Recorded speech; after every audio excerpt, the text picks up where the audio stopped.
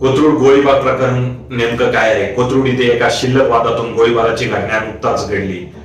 मुठेश्वर मित्रमंडळासमोर 17 September रोजी रात्री 11:30 वाजता रस्त्यावर गप्पा मारत थांबलेल्या लोकांनी दुचाकीला जाण्यासाठी जागा दिली नाही. या कारणावरून वादात रूपांतर झालं आणि प्रकाश मधुकर धुमाळ 36 राहणारा थेरगाव नावाच्या तरुणावर गोळ्या झाडण्यात आल्या, ज्यात तो जखमी झाला.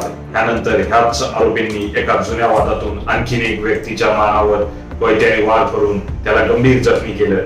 या दोन्ही गंभीर घटनेमुळे कोथरूड पोलीस ठाण्यात 2 स्वतंत्र गुन्हे दाखल करण्यात आले आहेत. विधान परिषद सभापती राम शिंदे यांच्यासोबत निलेश घायवळे यांचे चांगले संबंध आहेत, त्यामुळेच तो अशी दहशत करत आहे, असा आरोप शरद पवार गटाचे आमदार रोहित पवार यांनी केला आहे.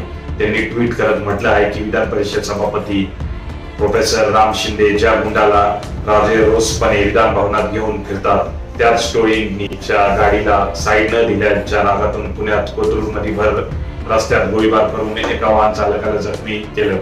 आता गृहमंत्री आणि मुख्यमंत्री या गुंडाच्या टोळीवर काय कारवाई करतात की हा गुंडा विधान परिषद सभापती महोदयांचा खास माणूस आहे म्हणून त्याला हमखास पाठीशी घालतात, हेच पाहायचं आहे.